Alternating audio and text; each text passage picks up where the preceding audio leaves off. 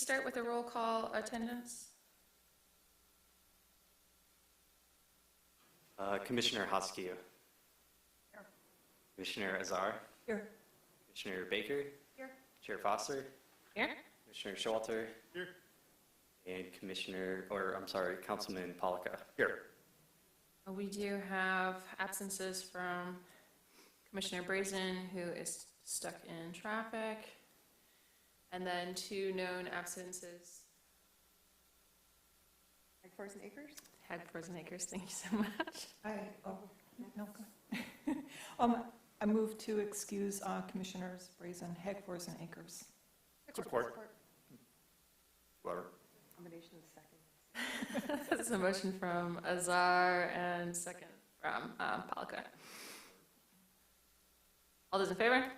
Aye. All right, next we have approval of the agenda. This evening we have, it's a discussion item and administrative items, no action items. So discussion of the multifamily development at 600 West 9 Mile. Any changes proposed to the agenda? Motion to approve the agenda. Support. A motion by Haskew and support by Baker. All those in favor? Aye. Next, we have a call to audience, which is a time that audience. Actually, we have approval of the minutes. Wow, yep, thanks. Thanks. I know you're trying to get caught up. But No, I actually just wrote my notes for the previous agenda in the wrong spot.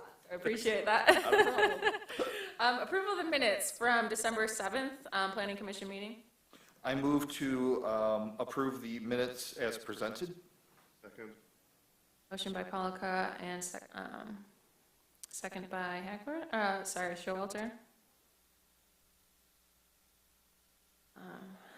All those in favor? Aye. Aye. Now we have a call to audience, which is opportunity for any audience members to discuss, come up to the podium to talk about any items that are not on our agenda. And I don't believe we have anyone here for the call to audience, so we can get moving on to our discussion item of the proposed multifamily development at 600 West 9 Mile. And tonight we're going to have a presentation from our planner, Christine Ross. Welcome. It's great to have you at our meeting. Yeah, thank you. Yeah, it's been a while, so I'll just reintroduce myself. My name is Christine Ross, and I'm one of the planners here. So tonight, I will be leading the discussion item for 600 West 9 Mile. So I'll give a brief overview of the project, some of the issues that we want to discuss, and then I will hand it over to the applicant. They can come up and speak, and then we will hand it off to you. So let me pull up.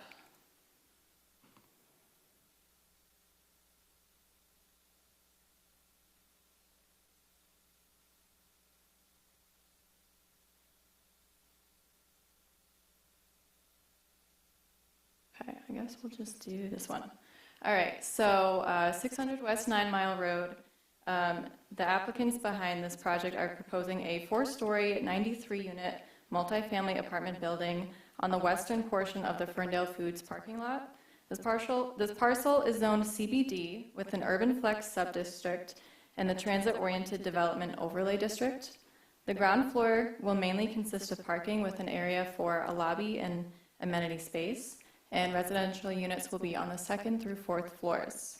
Staff is aware of 3 issues that should be discussed tonight. Those 3 issues are parking, utility lines, and Livernois. So the applicant is Josh Gabby, and his father owns the parcel, and the architects are from Krieger Klatt. So the first issue is parking. Applicant, to confirm the amount of parking spaces, they submitted a narrative kind of breaking down all the calculations, and staff is kind of looking into some things regarding that.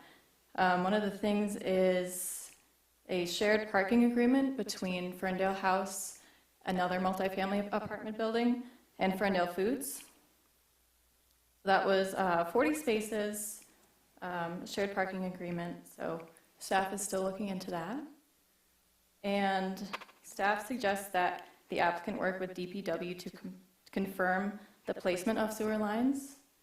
And in our recently adopted master plan, known as Plan Ferndale, we mentioned some goals about Livernois, and one of them is evaluate the possibility of reconnecting Livernois. This would reestablish the right-of-way and create a more pedestrian and bike-friendly network. And those two items could change the parking counts. So that's another thing that we'll look into, but I'll go ahead and invite the applicant up if he wants to.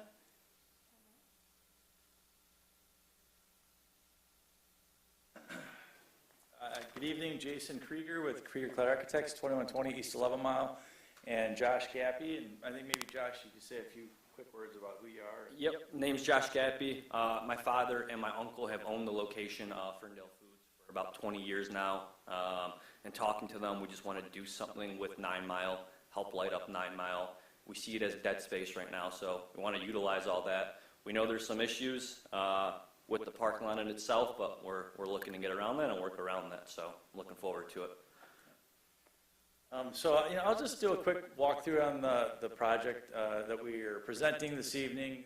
Obviously, we brought this as a discussion item. There's a lot to think about and work through. Before we really got into the weeds on anything, we wanted to come here and have a discussion with everybody here and just see if it has legs, and let you know what we're thinking. So you'll notice there's a lot of details not thought through as far as exactly where trash goes, this and that. We're not here for that tonight. We just want to have a super high level, quick discussion with everybody. So as mentioned, right now it's proposed to be a 4-story multi-family building.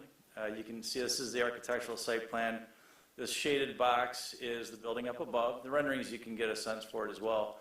We wanted to align it along 9 Mile to keep that streetscape going. And in this plan right here, you'll see that it L's to the north along the west side of the site. Turns out that we found out after this was submitted that there's utilities going right through there from back in the day, because Livernois obviously used to cut through.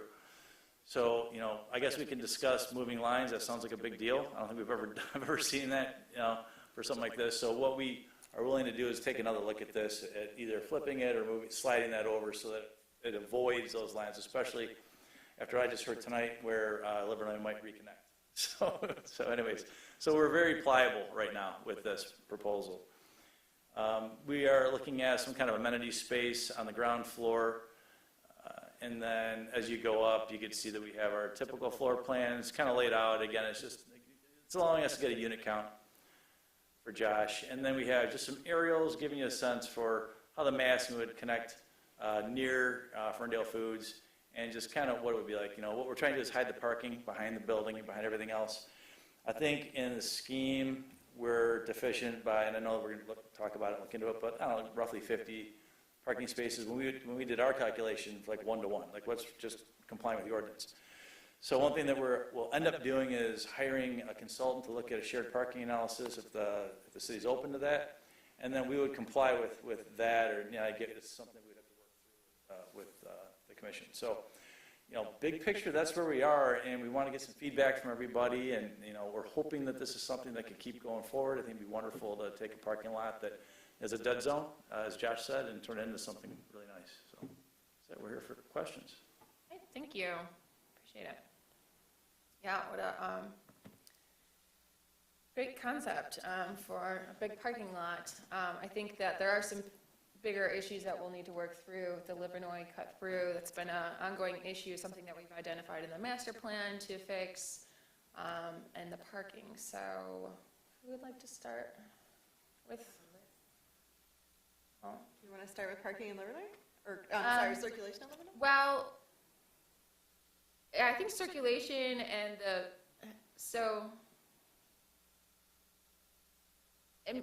just because I think it's going to influence some of our parking, and of course we can't really solve all that tonight, but if we have to move the building, all that, so maybe we can start with maybe citing the right-of-way and Questions about sounds like semis and how it works with Ferndale. yeah, I have questions about first floor activity. Yeah. all sorts of questions. Let's start with I just wanted to do like a quick point of clarity. So this is a really good view of the site. And as we all know, Livernois went completely through as a normal street back in the day. I think in the 70s, as far as I can tell, there was some kind of deal with the city to redevelop this lot, which used to be a middle school. High school. High school. Oh, really? Lincoln High School. Lincoln? Okay. So as part of this deal or the swap or whatever happened, they did completely vacate it. So one of the issues that we've been going back and forth with is trying to get a clear understanding of utilities in the area. As far as we can tell, there are sewer and water lines that go through the site. I think they might be roughly in the center of Livernois or kind of closer to the east. Yeah.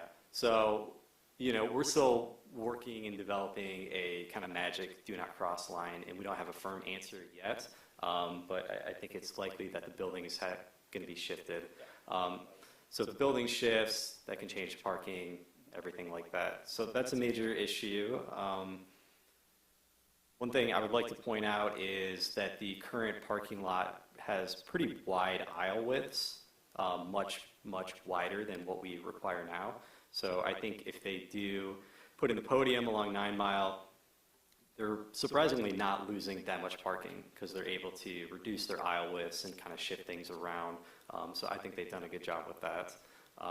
And then the final thing I wanted to know was just truck routes, because I think that's going to be important for deliveries to the Ferndale Foods, which is going to remain. I think we're just going to have a plan for that and for turning radii, things like that. And so how is that anticipated now?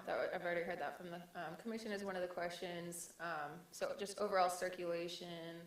Would deliveries still come from 9 Mile? It's really that kind of that bridge across the driveway in front of Ferndale Foods that spurred my question. So if do deliveries currently come to the far east side, like the back of Ferndale Foods and up and around to the loading dock, or do they turn in front, and are we going to block that with this residential bridge? No, I believe it's truck driver dependent. I don't think they really have a clear route. Some come in being 9 Mile Interesting. right there. Not supposed We were to. kind of thinking about using it. Oh, sorry. Could you come to the microphone? Sorry. Oh, thanks. So trucks, they don't really have a certain route right now. Some hit 9 Mile, some hit Withington. It's really depending on, where they're going, how big the truck is. We figured with this current plan, we would use Withington as our truck route to swing in there, and they'd be coming in and out of that.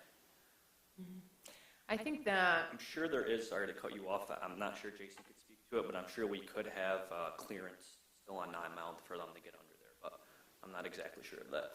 gotcha. It'd be pretty tall. I mean, I guess we don't have an answer tonight, to be honest, but if we can collect these, we'll take a look at them. That was my intent. I didn't expect you to have an answer, just to put it on the table. Thank you. Yeah. And I think to that effect, I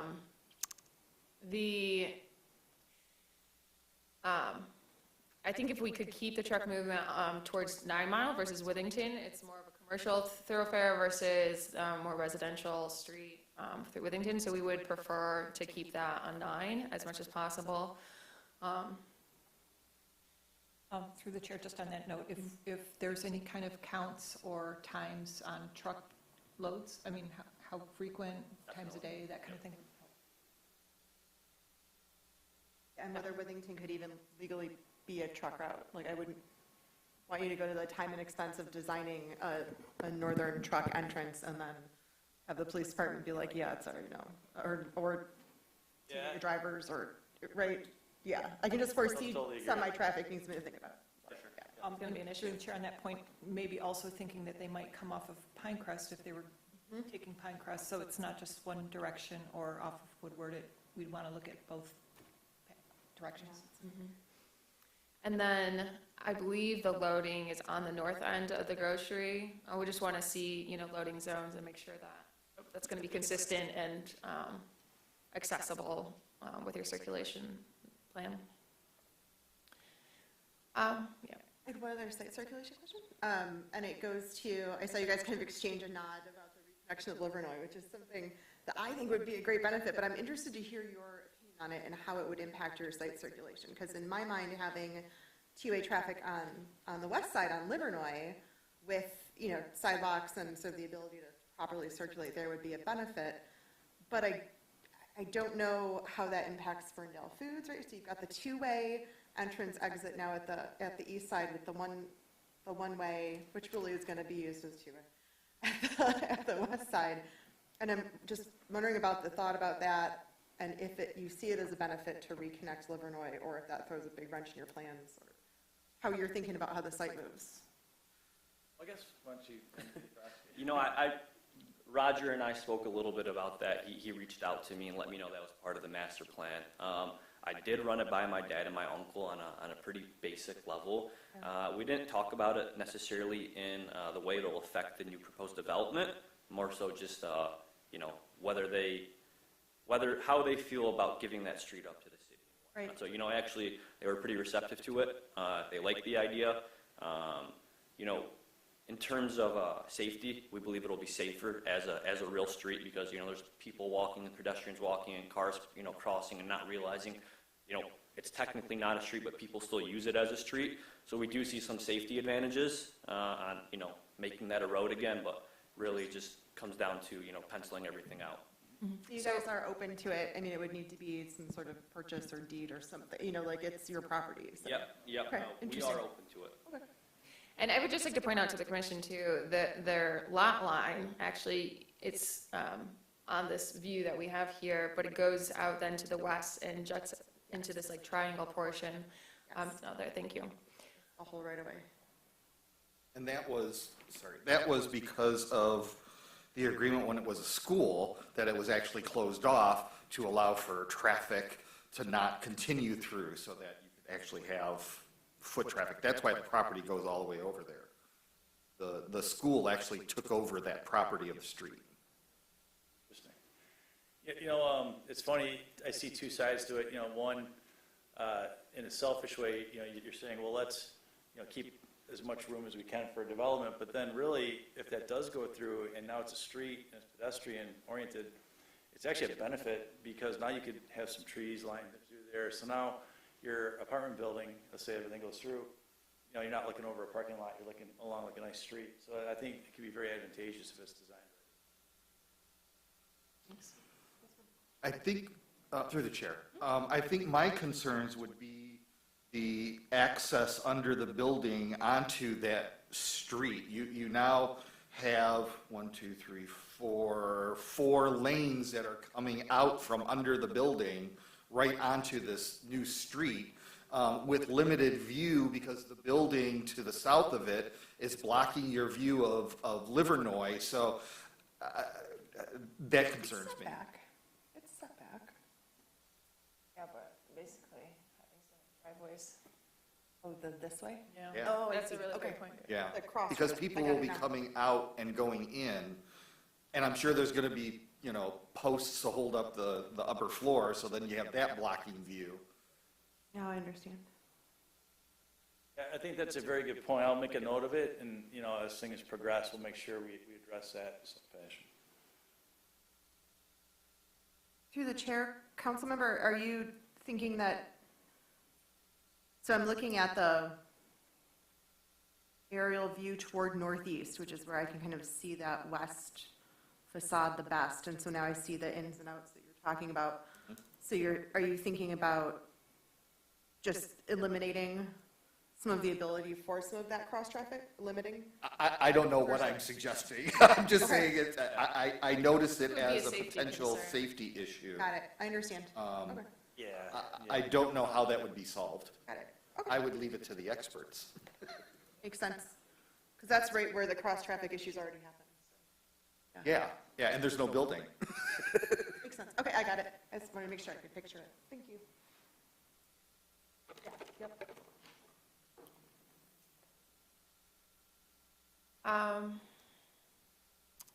And, I mean, we've already talked about how that might be pushed back and there might be more visibility, but I think that, I mean, typically so like for instance on 9 Mile, we wouldn't actually allow you to have the 4 different driveways along there. Right. Since this is your property, we wouldn't have the same limitations, but we would still have the same safety concerns if we do create that throughway, that we wouldn't want 4 different driveways basically Yeah, coming that's up. a very good point. You would never see that, really. Yeah, it was, yeah. I think a lot of us could have missed that, so I'm really glad to have Commissioner Palka point that out, Councilman, sorry. Yeah, you would normally see a driveway. So I think maybe we could get into parking. And so there were, of course, this is all going to be changing as we change the site plan. We understand that. But so wanted it to be noted that we did have the 40 spaces from Ferndale House to be pointed out that as we approved Ferndale House, we required a parking agreement with Ferndale Foods because they didn't provide enough parking for Ferndale House for the new building. New buildings in the CBD, well, so the CBD is exempt from providing parking unless it's a new building. So this would require the parking spaces for the new portion.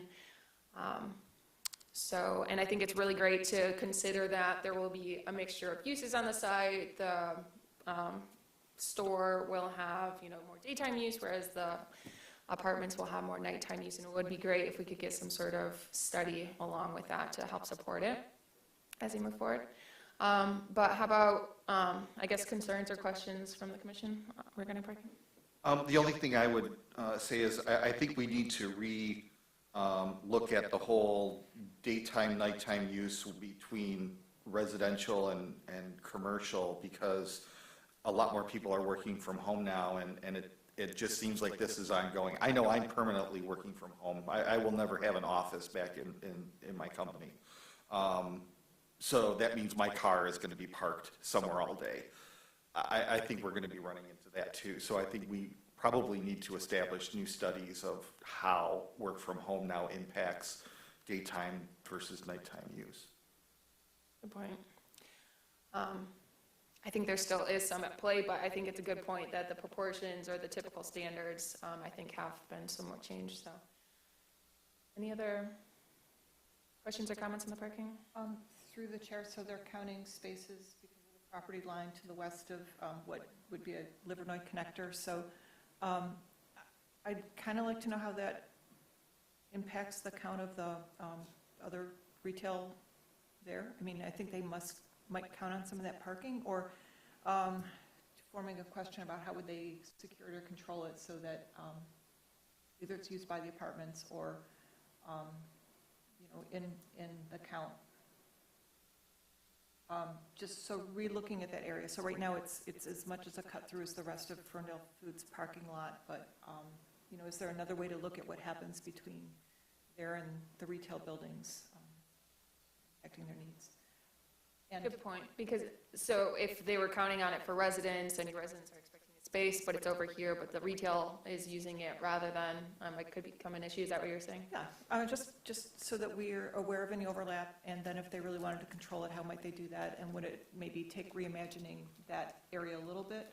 And I think going back to circulation on that point is, I think if we reestablish Livernois, there's still going to be people walking from, through that parking lot, maybe to use Big B or something like that. So is there a way to, is there developing parking on that property to make a pathway to the rest of the retail as part of the concept? And I think the pedestrian pathway is a good point, because I don't really see sidewalks really connecting to the west side, but that will be a common pathway, I think. So Absolutely. considering that, yeah. We have even begun looking at the connectivity of everything. Josh only gave us a good day to work on this, so knocked it out.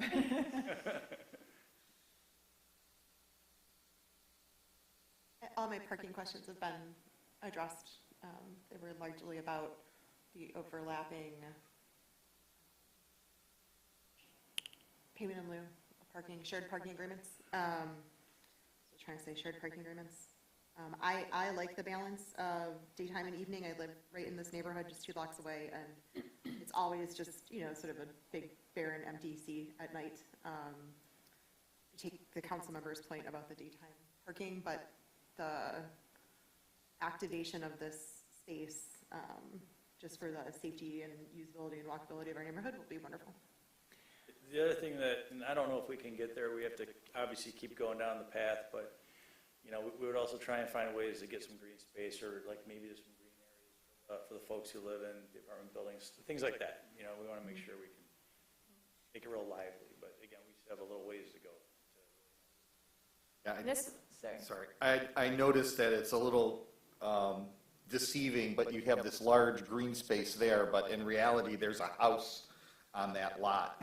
That's correct. It's, it actually, there's a wall and then it kind of I angles was gonna down. say, where is this part coming Yeah. from? Because I was looking at it too, and I finally went into Google Maps, and I'm like, oh, yeah, that's what it is. It's the Yeah, backyard you of the probably house. see it right. There's a house right there. Okay, Yeah. great. Have adorable dogs. So, but actually on the point of the parking agreement, this is probably more for staff, but really understanding what that agreement is, the terms, and will be obviously helpful in the conversation. And since some time has passed, and I think the Ferndale, and again, I don't know the terms of what, because I know that Ferndale House had a couple different phases they were considering. I'm not sure if that was part of when we were considering the agreement, but really looking into that and if anything has changed since then, or, you know, so just more, I think, detail around that will be helpful when we bring this back. So, if nothing else on parking? Well, it's interesting, because how long has Ferndale House been around? 4 years, 5 years? 5? 5, 6. It'd be interesting to see how many spaces they actually use, you know, having been 5 years. Yeah, that's kind of what I was thinking too, so, something to consider as well. Sorry, go ahead. And we can get into it when we have all the details. Yeah, you know, just, once again, I think once we figure out everything with the utilities and the potential of Livernois, and we have a better understanding of the building siting, we can kind of navigate through the CED parking requirements, because anything out there right now, it's essentially kind of frozen in time, and you don't have to provide parking unless certain conditions, like a new build or if you're building more residential. At the same time, it's very, very possessive of any spaces that are out there, and we don't really want to lose any. So if you lose any spaces, you have to provide them elsewhere. So I think, you know, once we figured everything out, I think there's going to be some shifting rather than losing, but we'll be able to work that out with the applicant, and of course everything with Ferndale House and figuring out the terms of the agreement and everything in there. The only other thing I wanted to add was I find it's increasingly important to remind architects to design with our private open area requirement in mind, just because when that becomes an afterthought, it really complicates things at the end of the process. So, Kind of defeats the purpose of the intention of. yes. So. Contiguous and usable, yeah.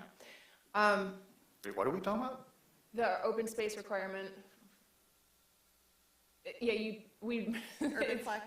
it's always like, oh, this percentage has been met, but we don't always get into a lot of. So this may be an ignorant question, and it's not relevant to the applicant, but as a commissioner, I would love to better understand the intent of the open space requirement.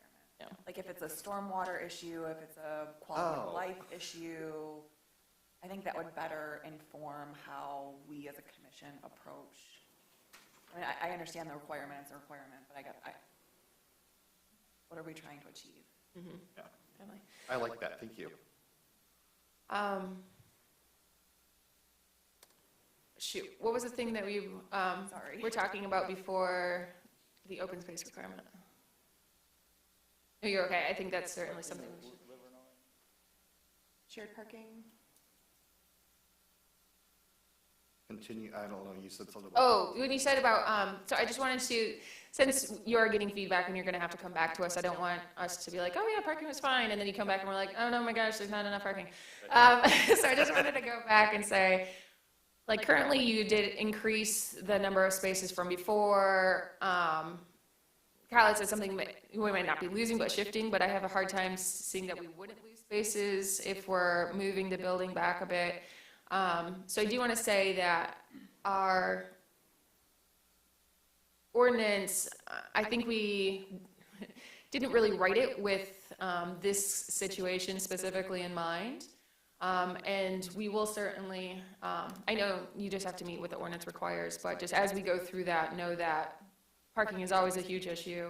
And we'll want to make sure that there's enough spaces for the uses. So just wanted to make sure that you understand that, and Jason's been in front of us enough times to know exactly what we mean.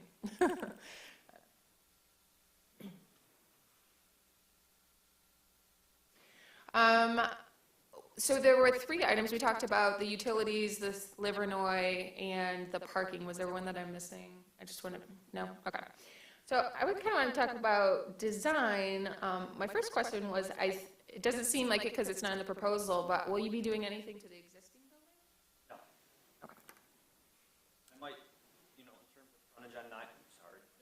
In Thanks, terms Al. of frontage on 9 Mile, just because we have the signage would be kind of just be blocked by the proposed building, we might just add some signage to the front of the building on 9 Mile, just so it has more visibility, but that would just be all, nothing else.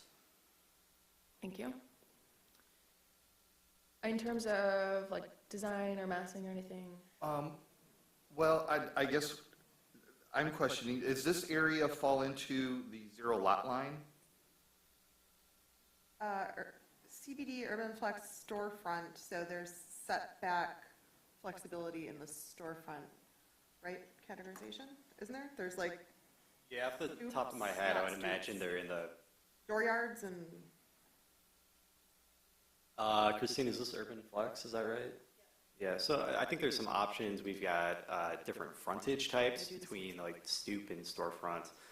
But in general, I think it's probably anywhere from 0 to 15 feet off the top of my head. I think it's 0 to I thought it was like 0 to 10, like some flexibility. for storefront, yeah. And this is just, put it there, right? It kinda- 80% of your primary frontage from 0 to 10. It looks like it matches the same setback as the existing building. Intended to do that, Hey, let me check and see here. but it also allows for some trees. I like that it allows for some, Visibility turning onto 9. and some width on Livernois 9. the Yeah, pedestrian some lane. breathing space and walking. Yeah, it's intended to line up right now with the market. But then in terms of like activation, I think this is a question we were probably wanting to get to. Activation along 9 Mile is something we talk about a lot, so that pedestrians who are walking along want to continue walking along and want to go to the next block and so on, as part of like a CBD focus and activating that space.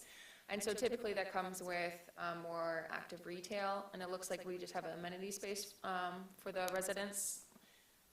That's correct. Right now, that's what we have. Asking is,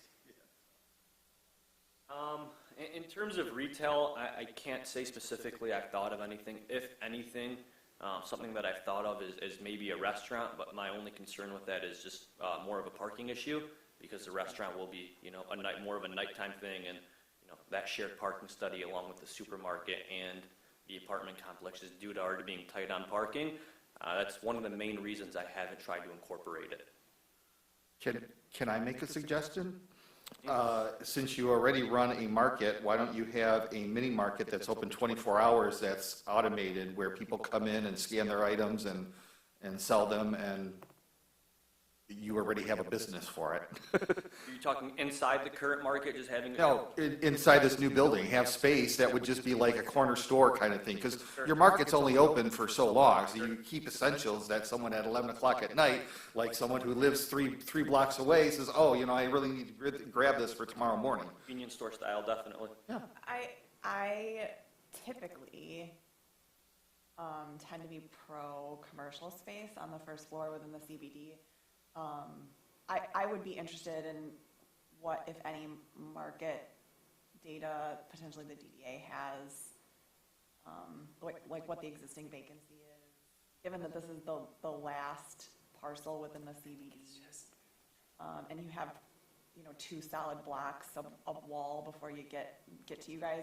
I would really want to understand like what the commercial demand is, if any, right now in this environment. I think that would better inform the drive to continue to see a mixed-use development within the CBD. I think there'd be, at least for me anyways, there'd be more willingness to have some flexibility around a preference for mixed use if it was supported with some market data. I think it's a good point, and I'm sure the owner would want to do that as well. But as we have amenity space, there's also other ways to activate it, even if it is just for the residents, or make it somewhat not so, I guess, boring as you just walk past it, or like a blank wall. And I know that you have trees and windows, and I don't think that's the intention, but just to keep that in mind is if it's not the use that's activating the space, there's other ways to do that. Absolutely. Yep. So it makes it a nice place to live, really. Anything else on the uses? No, just maybe going back to the form if you, Yep. if we're done with uses, but, Yeah, sorry, I moved on too quick. oh, no, it's kind of Lowen? generated. So we're, again, putting a really large building next to an existing building. And so I'm thinking of it about, you know, you have control of the whole site and you do have an existing building and we're basically taking away their front door. What they have on Livernois, which has always been like that, is a blank wall. There's a generator out there with some screening, and I know at some point they were asked to, they were asked to put plantings in there, and they lasted maybe 10 or 12 years, and then they kind of all went away. So there's really not much improvement of the existing building, and I think this would be a really great opportunity to look at, you know, putting access on 9 Mile. I think by hiding the door, everybody knows it's, I want to say a larger area than just the immediate neighborhood knows this is a food source. And a lot of people come and shop there, and I think hiding it is I hope it's not a detriment to the business staying there because they're just not getting the circulation of the traffic or, you know, people making it in there to use our services. And, you know, I'd hate to see them go down because they just don't have a presence. But I also think it's an opportunity to fix that blank wall. And, you know, when I'm looking at the massing, I'm looking at the whole property because you do control the whole property. It's not like you just control one part of it. So I'd really love to see this somehow worked into the design, that whole facade. Good point. And certain things, like if there does need to be screening around that generator or whatnot, even though that's on the old portion, things like that will need to come into compliance as we redevelop the whole site. Just, okay, that sounds like you're aware, which is great.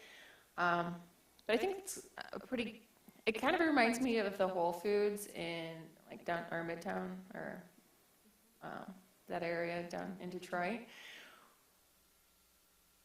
Except it is a little bit more open, at least when you come around the corner. I don't know, there's a kind of a lack of visibility. You kind of like have to know where it is. That's a good point, that it is a, you know, community staple that people are aware of, but it will lose some presence. Like you noted, you already know that you'll have to move some signage and whatnot, so something to think about. I think a entrance on 9 would be great. Obviously, it's much more of an expense than moving a sign, but. I think those are all very good points. I think we could discuss, you know, how do we continue that across there, so. Any more on your list? Okay. I only have one other thing on my list, and it's probably a question for our city staff. If this were a PUD, for example, we could ask the applicant to bring us a parking or traffic or circulation or like any number of studies that take into account how their development impacts our public roads. I think we're talking about a lot more than just that, though, right? We're talking about potentially repositioning and reconnecting public roads, perhaps even bringing some private property back into public hands or changing how circulation works. So I guess my question, I'm not expecting an answer, but I just wanted to put it out there, was if this project, this is really a marquee project in our downtown, like this is a really significant site that has just been like bare and naked for a long time. If the city could help with some of that planning around particularly Livernois for the safety, just broad safety of the intersection, and obviously Jason's already thinking about it with kind of the depth of the building and how things interact along 9 Mile, but sidewalks, anything that may be a public amenity that interacts with, or public infrastructure that interacts with the private infrastructure, how future bike lanes get integrated, like all of that sort of thinking, I think is outside of the scope of what we typically ask an applicant to do. So just wanted to put it out there that because this is such an important corner, this is really a marquee spot and an important part of our updated master plan, I would hope that the city could also devote some time and resources to really thinking through the passed away. This is the last time we're going to touch this again for 50 years. It's been 50 years since we touched it the last time. I want to make sure we think about it together, and we don't just put it on the applicant to do, a parking study, and we need a parking study, but we need a lot more than just a parking study, I think, for this intersection. Maybe it wasn't a question. No, it's a good point. Thank I you. don't expect them to be able to answer me about what resources they have tonight. Appreciate that. Yeah. Anything else from the commission? I guess I'll just make that point to the council member as well. Because that could be a budget impact if the city helps to collaborate on some of this planning for this intersection. Everything is a budget impact. Any questions from the applicant before you can see us again? Well, go ahead. I'm good on my end. Okay. I just have one quick question. So, I mean, my understanding is that we're going to work with staff as this progresses. Timing, and this is a trick question. So let's say that, how do we design around Livernois, or do we build this thing, plan for Livernois in 5 years? And I hope Is that something we wait and just keep talking to staff on? Precisely what I don't. Yeah. Okay, perfect, awesome, all right. Okay. Well, thank you very much for your time, appreciate it. Thank you so much. It was a lot of good It's comments. an exciting project. Thank you for bringing it to us. Thank you. Thank you for your time.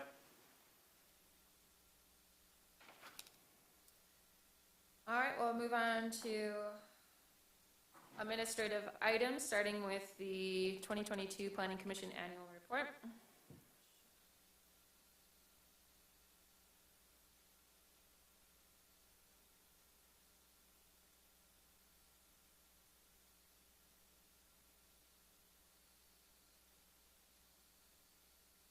All right, so this is something that we can do pretty quickly, just administratively. This is just a report that we compile at the end of each year. It's required by the Michigan Economic Development Corporation as part of their RRC program, Redevelopment Ready Communities.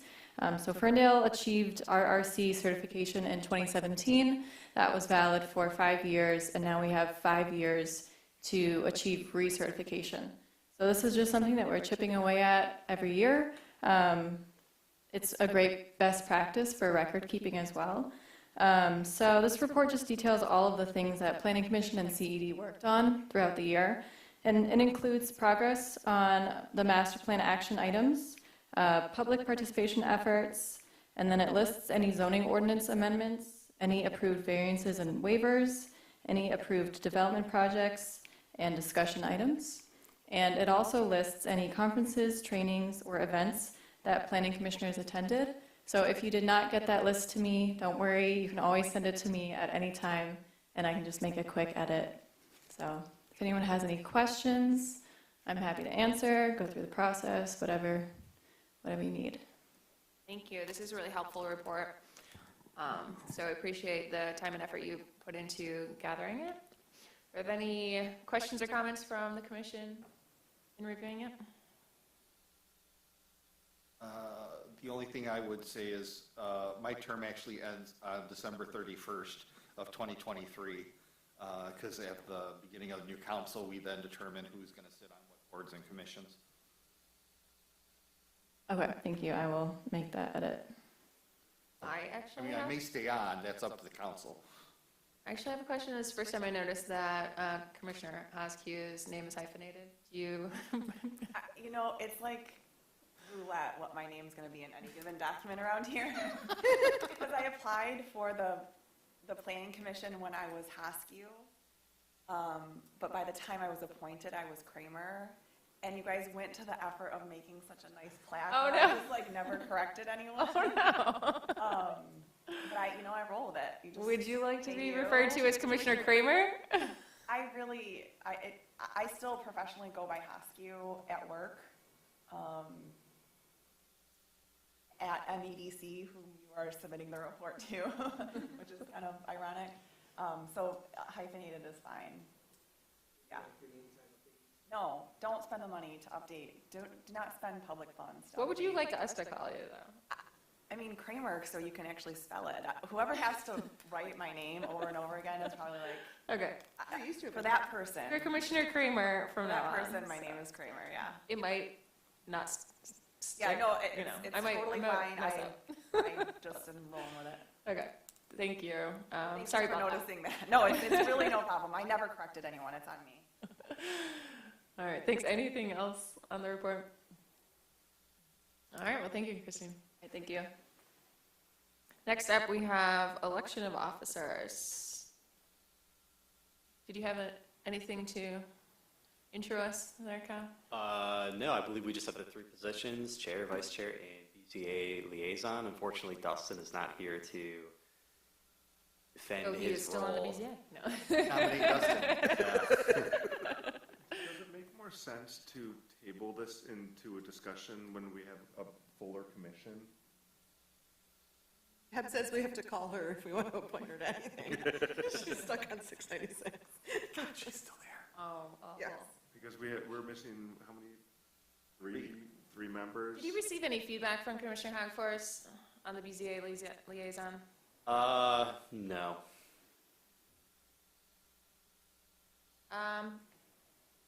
Yeah, I think it does make sense. Does anyone, yeah. Let's I'm use- fine.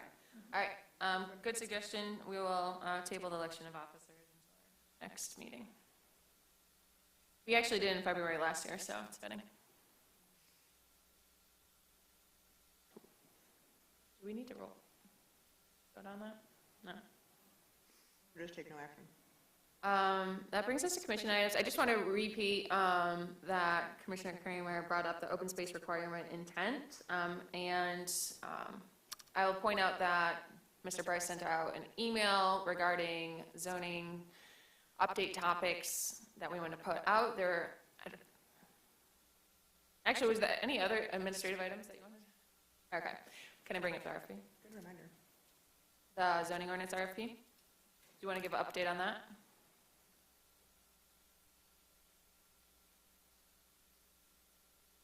So he'll give us an update on the zoning ordinance RFP, but I guess I'll finish my thought that as we move forward to update the zoning ordinance, I think that there are multiple items that we could probably look more into the intent of why they are in the ordinance, if they're still relevant, and obviously we've noted lots of changes this past year ongoing that we want to look at as we update our zoning ordinance.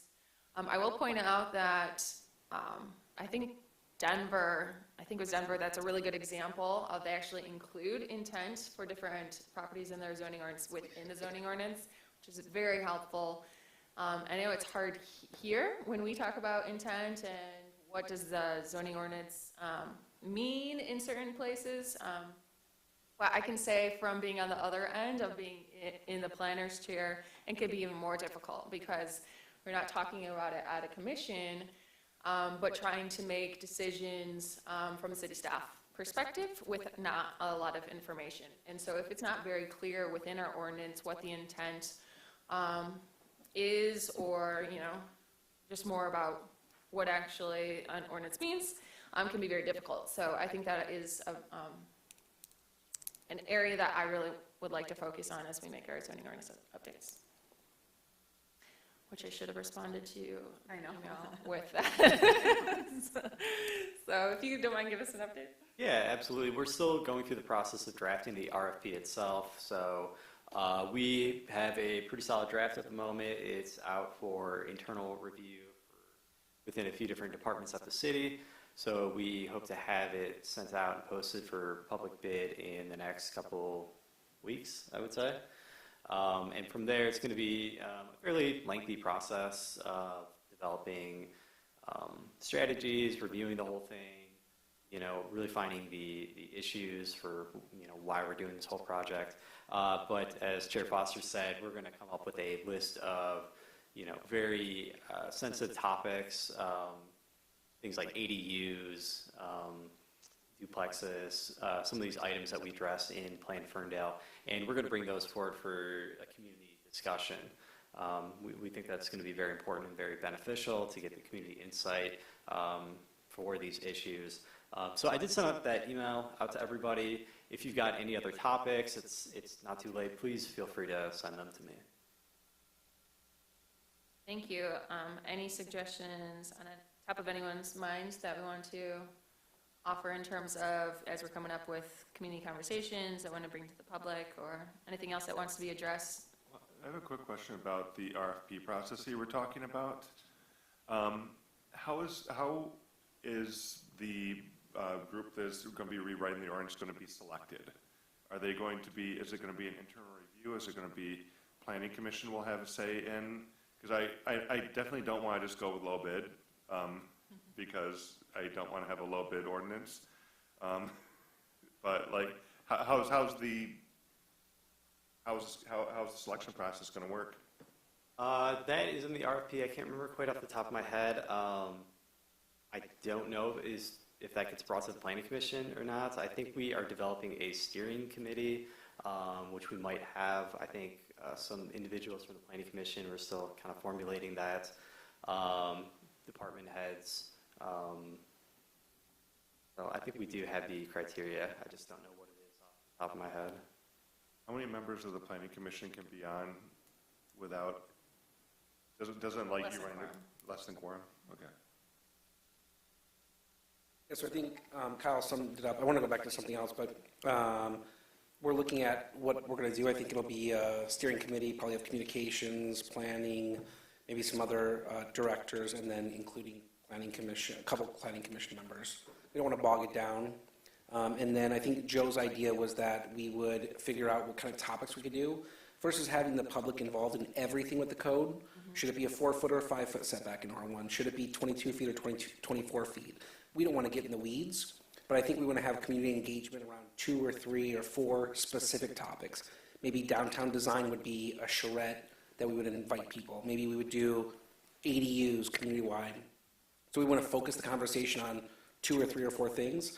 I think we've come up with a variety of 11, 12 different ideas. We're soliciting from you guys. Hopefully you can give it to us in the next couple of days. I think Kyle asked it for last Wednesday. Any other things we can do? But Joe wants to shop that with council for council to tell us these are the things we're going to be focused on. So then we can put that in the RFP to say we're expecting 3 community engagements around ADUs, downtown design, and racial equity or whatever it might be. So if you have specific topics that we can engage the community on, please send them our way. I think the idea is we would be issuing the RFP, what is today, the 20th, 18th? I think we're supposed to be issuing it per our original timeline last week or this week. So, hopefully in 2 weeks we would issue the RFP. We would reach out to the Planning Commission, ask if there's anybody we should reach out to and push the RFP to. We'll put it on a couple different sites. We will reach out to a variety of groups that have done this. We've reached out to people that have recently done code revisions. So we're hoping to get a good response. And then in terms of selection of the RFP, that'll probably be part of the steering committee and who we include. I would just suggest if we could make it like a national kind of selection. I think that it can sometimes be more expensive, but there's a lot more variety in looking at consultants from outside of Michigan. I know it can be more costly, might not be feasible, but it at least gives us a bigger pond to review different responses. And then Kate has a great suggestion for the community engagement. Oh, I wondered if it's just topics or if it's sites as well. So like I think about the Cromos lot and this whole question of parking and mixed-use development on public lots. Is there, maybe it's topic, maybe it's a site. It might be the topic of redevelopment of publicly owned lots. It might be that site. I think especially for the public who don't get in the weeds, or like they can react better to something that's more physical, or like, so if we're talking about a site, so like if we wanted to talk about duplexes or ADUs, pick a site that's already been done, and then we can have the public react to it, and like, here's what was done, what do you like, what do you not like, what would you like to see, would you like to have this as your neighbor? It might just be easier to react to an actual site versus just a topic.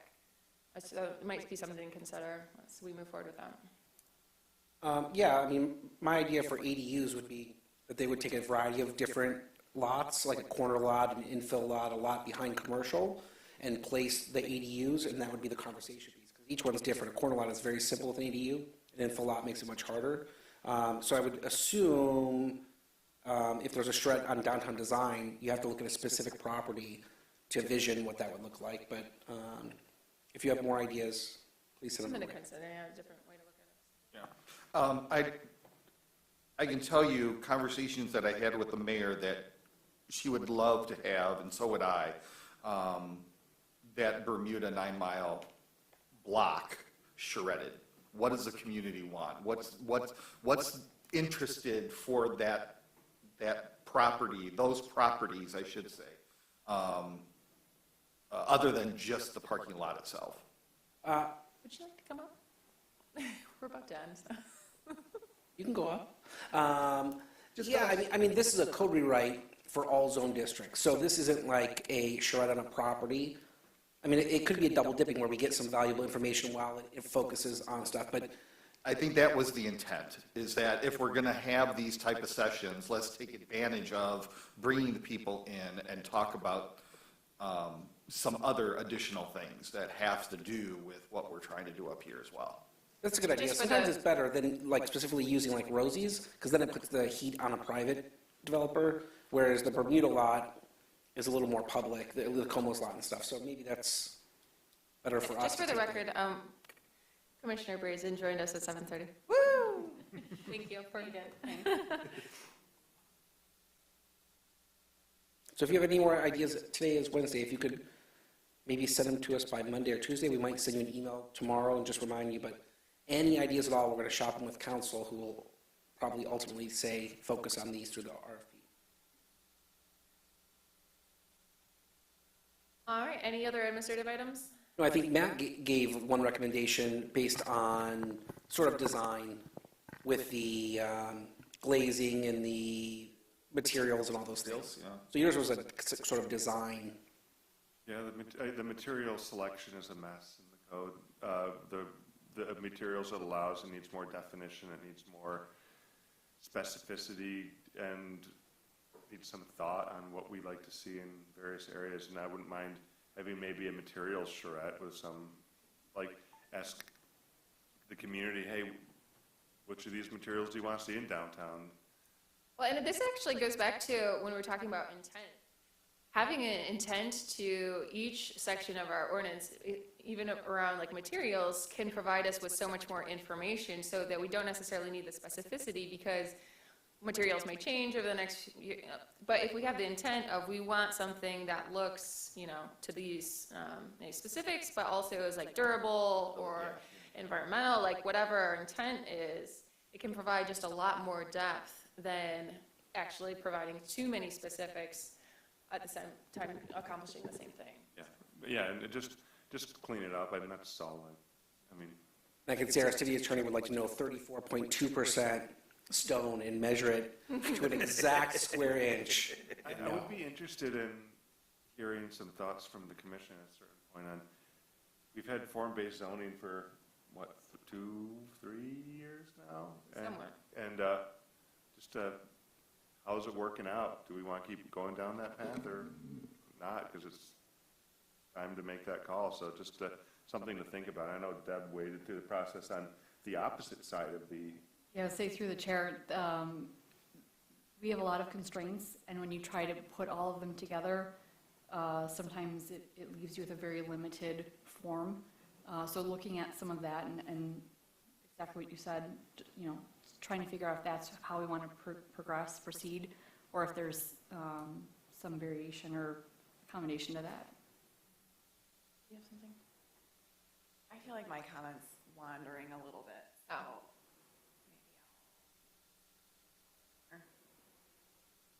maybe I'll email you. I think that our ordinance is a hybrid, and I think if we, that we kind of need to go one way or the other. And I think that form-based code can be done well, and I typically prefer it. But the way that our ordinance is done is, it's just been Frankenstein for a little bit and not very cohesive, so it's been difficult, I think. I'd say my wandering comment. I wonder if there is an opportunity to collaborate a bit with the DDA around, I'm just thinking about some of the development that has been proposed in the downtown or central business district, and the size of some of the commercial space is really not conducive to the market as it exists today, and understanding that's well outside of our lane. but where we could have better support what is marketable in this environment is around appropriate storefronts and egresses and pacing them in a way that allows commercial space to be sized, various sizes. Am I making sense? No, you are. I think the point is that the market does kind of dictate the style, but it changes. And so to be able to be flexible to meet that market demand, but still meeting the intent of what we want is like activity, pedestrian friendly, those sorts of things. Again, it speaks to like the flexibility, but meeting the intent, I think. Is that where? Yes. And I think our intent was that the DDA would be on the steering committee. Yeah. And So that's a good suggestion, yeah. they're going to be on board. I don't want to, every DDA and chambers, different chamber of commerce, whatever it might be, I don't know that ours is huge into leakage studies and demographics and planning out stuff. It's much more connecting, but I think they're going to be part of the steering committee, which will help get their involvement. Exciting. All right. Do we have any commission items? Any comments from the commission before we adjourn? No, Roger said that he had something else that he wanted to talk to us about. That's when you came up there. Apparently not. I think I said it. I think it was about the steering committee. I will add, Christine will now be here for most Wednesdays.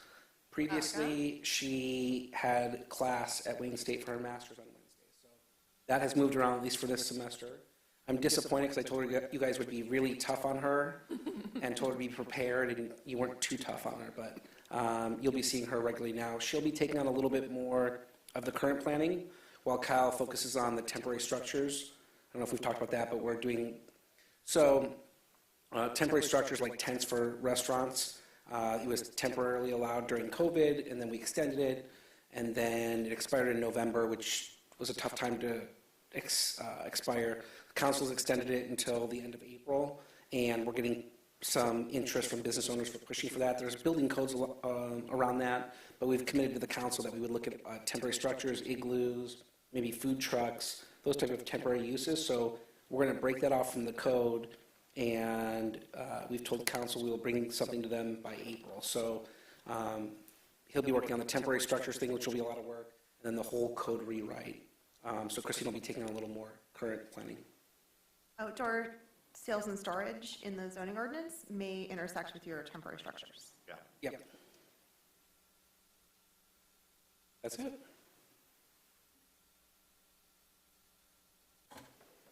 Just so you guys don't accidentally conflict with Yeah, They have to- that's on our list, all the right? stuff that's in the. Outdoor sales and storage, patios, right? Igloos, temporary structures, and food trucks, I think all are in that realm of what we were thinking. All right, well, thank you so much. If there's nothing else from the commission, we will adjourn at 7:37. Thanks, everyone. Yay, Oh, maybe I got to join the last 10 minutes.